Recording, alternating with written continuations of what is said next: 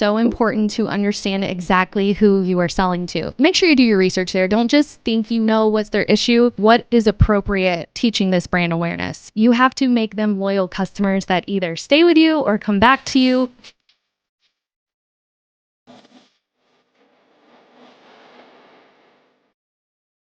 Hey everybody, welcome to Call Her Creator, hosted by the one and only social marketing queen. This podcast is powered by Stan. I am your host, Katelyn Rhoades, and whether you're a content creator or entrepreneur or just someone who's ready to monetize on their passion, this is your go-to podcast for all the things to turn your social media dreams into a reality. So in today's episode, we're going to be breaking down the basics of social media marketing and talking about your sales funnel. And we're going to go over what exactly a marketing funnel is, the 3 stages of a marketing funnel, what kind of content that means for your audience. And then we'll also go over how you can actually convert these people and make more sales. Now, before we get into today's episode, I want to start off with a social media update. I like to keep you guys on your toes about what's changing over on Instagram. So this week, Instagram has a new feature. Basically, you can now cut out pieces of a static post photo and turn them into a sticker over on Instagram stories. Now, I think this is pretty cool. I've been seeing some people using this new feature. It's in your stories. So if you have to scroll through your feed and find a static image post, because that's what people were complaining about, is that everyone's posting reels nowadays. They don't see as many static posts. So scroll through your news feed, find a static post, and then click the 3 dots. And then from there, you will be able to take that photo and cut out a piece of it or like the main part of it and add it into your story stickers. So pictures of you, pictures of celebrities, Taylor Swift memes, all those fun little viral moments on the internet can now be turned into Instagram stickers. So love for you guys to try out this new feature. Let me know what you think about it. If you have it, send me a DM over on Call Her Creator over on Instagram and let's talk about it. All right, so today we are getting into marketing funnels, and I just think this is such a fundamental part of your overall marketing and sales strategy. This is how you sell stuff, whether you sell a product or a service. Everyone uses a marketing funnel. So I first learned about funnels with HubSpot. HubSpot defines, I have it in my notes, HubSpot defines a marketing funnel as a series of stages to guide prospects through the customer journey. The funnel helps you plan and measure your efforts to attract, engage, and convert prospects through content and other marketing materials, like landing pages, ads, social media, all that good stuff. So, marketing funnel is basically funneling people on their buyer's journey. They're there to build awareness, which most marketing funnels are based on the AIDA model, AIDA. It's awareness, interest, desire, and then action. But you can simplify this funnel, which is what I do, into 3 main parts. Obviously, there's the top of the funnel. Let's imagine, close your eyes, we have an upside down triangle right now, okay? The top of that funnel is the awareness stage. Then as they go down that funnel, there's the consideration stage. And then they get to that bottom of the funnel. That's the conversion stage. So just to break it down a little bit for you before we get too nitty gritty here, top of the funnel is basically where your customer encounters a problem and they're seeking information about it, okay? So let's just say I own a coffee shop and my coffee machine has stopped working. So I'm now getting on the internet to kind of see what's the problem here? What's going on with my coffee machine? So I'm at the top of the funnel. I'm in the awareness stage. Once I get in there, you start to go down to the middle of the funnel, which is where the consumer has basically figured out what their problem is and they're considering all of their solutions. So my coffee machine's broken. I'm on the internet kind of searching up what could be wrong with it. Oh, found out what's wrong with it. So now I'm considering my options. I'm doing research to figure out who do I want to use, what product, who do I want to buy from. I'm considering all of my options here. And then as I go down the funnel, I'm assessing my options so that I can make a decision to purchase. And that's when, I'm going to probably compare pricing. If I see a discount somewhere, I'm probably going to use that discount code and go buy your product. So that's kind of how a general idea of how the marketing funnel works. and how you need to approach your marketing when it comes to your customer and the buyer's journey that they're on. They are on this little funnel, and at different times, people can come in at different parts of the funnel. Like, for example, they might come into the middle of your funnel because they've already done their awareness stage and they just found out about you during their consideration stage. So they can come in at any times, but traditionally, generally, they're going to come in at the top and flow down to the bottom. So let's break down these stages of the marketing funnel so that you can fully understand this concept. And what I want you guys to do is, while I'm talking about all of this stuff, think about your service or your product and how it plays its role with this marketing funnel and how you can use it to your advantage. Because this is how people should approach their marketing. When we do social media marketing at the agency, on a monthly basis, I tell the girls, at the beginning of the month, start at the awareness stage and then bring your buyer down the funnel. So start with awareness type content, give them more consideration type content, and then right hook, as Gary Vee says, hit them with a call to action. So top of the funnel, this is your awareness stage. This is where you are attracting a very broad audience. So you're throwing out a big net. You're just going to net anybody that needs some awareness of who you are. The whole goal here is brand awareness for you. So this is where people start to become aware of who you are. They might engage with you for the first time here. They might have just found you while scrolling through Pinterest. They might have saw a social media post that you posted. They might not know exactly who you are or what you offer yet. So this stage really you have to keep in mind that you still need to educate them on who you are and what exactly you deliver. So your marketing material here needs to be based around brand awareness, okay? Now, you want to think of this part as attracting people to your marketing funnel. You're just attracting them. You're not trying to sell to them right now. We're at the top of the funnel. These people don't even know you. It's like taking somebody on a date. You don't want to, kiss them on the first night. You got to kind of get to know them. So think about that. Your buyer needs to get to know you before they make a purchase, more than likely. Now, there are some people out there that obviously will pull the trigger and buy things without really educating themselves on the service or product, but generally speaking, most people are going to do their research first. So that's where the top of the funnel is. So examples of top of the funnel content, what is appropriate when we're, teaching this brand awareness? There's a couple pieces here that I like to post about whenever I'm thinking about the awareness stage. So first is going to be like educational pieces. We're going to explain the concept of the product or the service and then focus on that pain point that the customer has and how you resolve it. Okay, so think about a problem that they might have. For example, I'm just going to use myself as an example. I'm a social media coach. Your problem is that you want to grow on Instagram. So my content right now is more than likely going to be social media posts about Instagram growth hacks or Instagram tips or what even is Instagram, because you don't know a lot about it. So I have to think that you are a newbie in the Instagram marketing realm. So that's how I'm approaching you as my top of funnel. Now, this can also come in as video, infographics. I don't know if you guys ever scroll Pinterest. You will see a ton of infographics in there. Infographics are a really good way to kind of share the concept, give them like a visual, and pull them into your product or business as well, or your service business. So infographics, educational videos, social media, all that stuff. Your main goal is just to build awareness. Now, the call to action with this building awareness is not going to be too salesy, okay? In the case that you have like a lead magnet, maybe you have a free checklist you're going to pull them in with, that's fine. You're not going to gatekeep any of this. So if they want to give you their email in exchange for a checklist or a guide about your service or product, okay, cool, but you're not selling to them right now. Okay, so just think of this stage as a wide cast net on all these people that you're just trying to pull in and gauge their interest. Another example of this could be creating a blog post or an Instagram post, and the hook there would be something like X tips when getting started with whatever it is that you're getting. Think beginner. And then the goal of that blog post or that social media post would just be to educate, bring value, and set yourself up as an expert. So that is the top of the funnel. As we move along on that buyer's journey, we're going to start going down to the middle of the funnel. The middle of the funnel, the goal there is to build interest with your brand and convert some people if possible. But If you don't convert them, it's okay. They're still making their way down that funnel. So potential customers enter the middle of the funnel once they know kind of who you are. They've probably engaged with you before.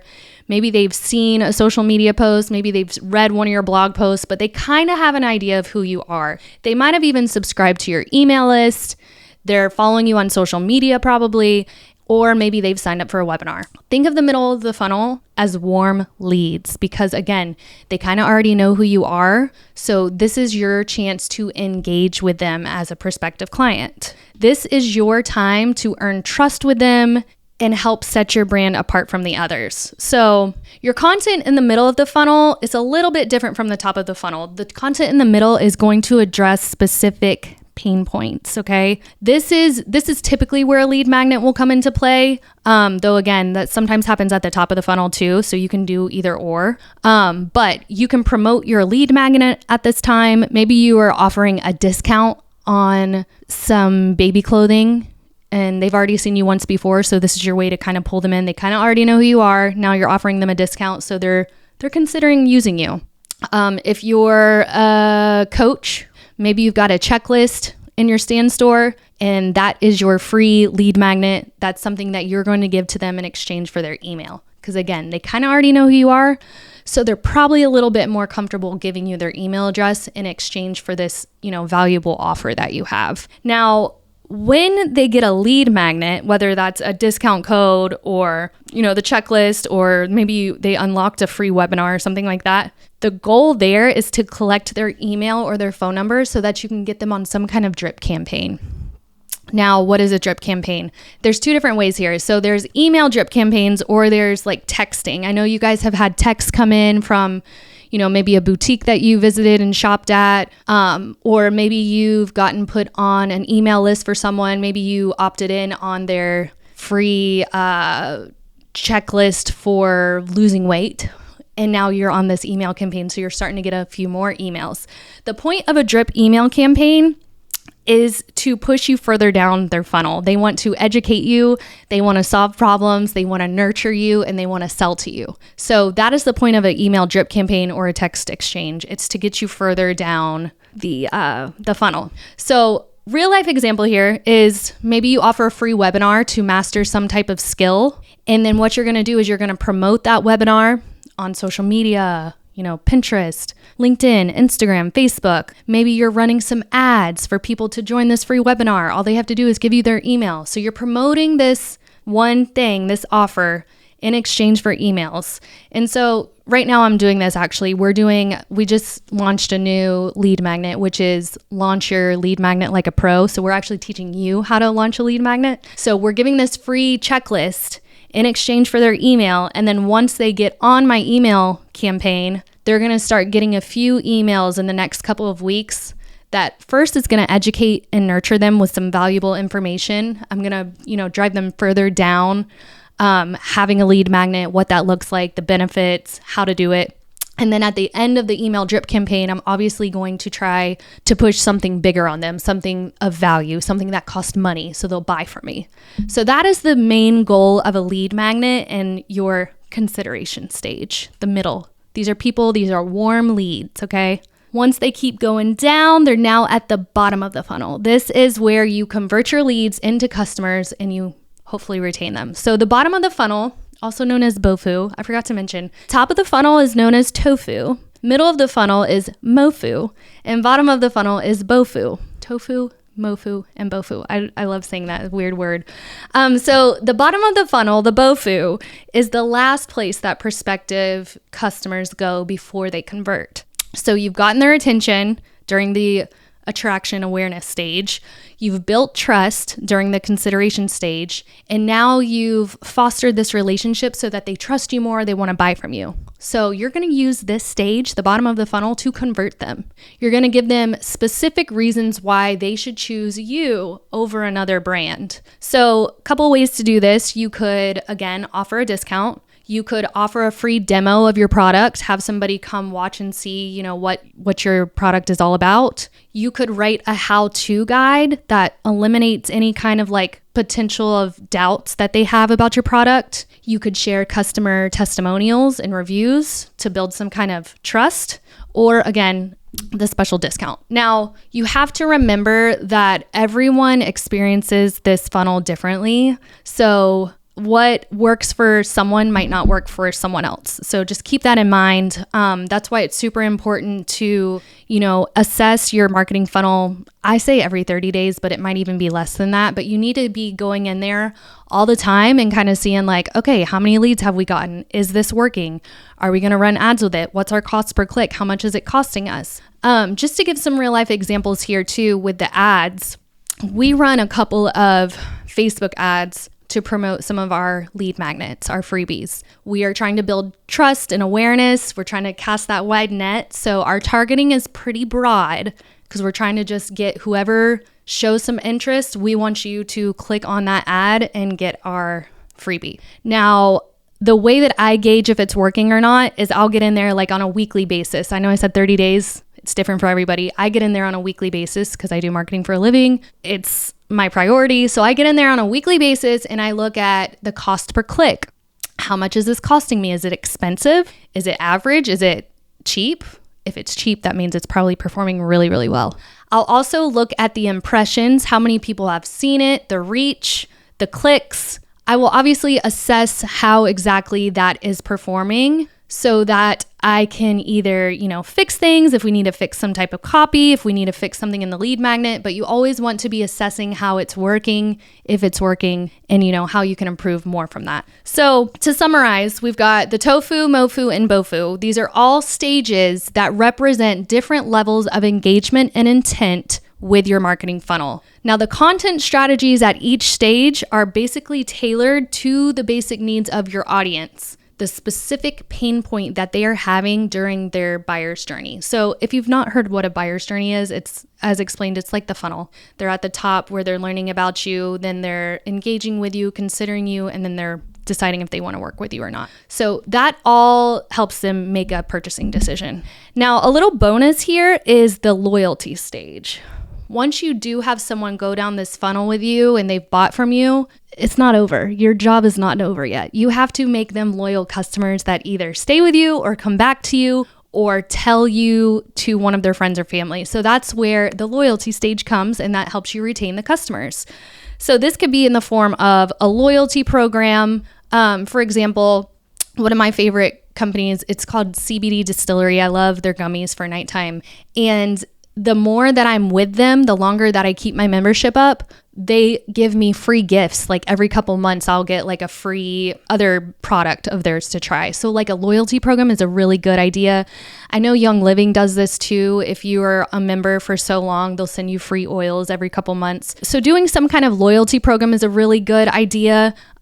Surveys are another way, to make your business better. There's also affiliate programs, which I am all for an affiliate program. And the cool thing with Stan is, as a creator or entrepreneur, if you decide to sell something and you want to create an affiliate program, you can totally do that within your Stan store. There's no heavy lifting. You basically just make these promo codes and give them to your affiliates. But affiliate programs are really, really nice because that helps more people spread the word about your product. So I love affiliate programs. And then also during the, loyalty stage, you want to treat your customers and clients as VIPs. You want to nurture them. You want to, think about them every couple weeks, check in on them, see how they're doing, send them an email. Maybe you have them in this private Facebook group and you drop golden nuggets in there every once in a while just to show that you care about them and that you want them to succeed. So that's kind of how you keep and retain your customers.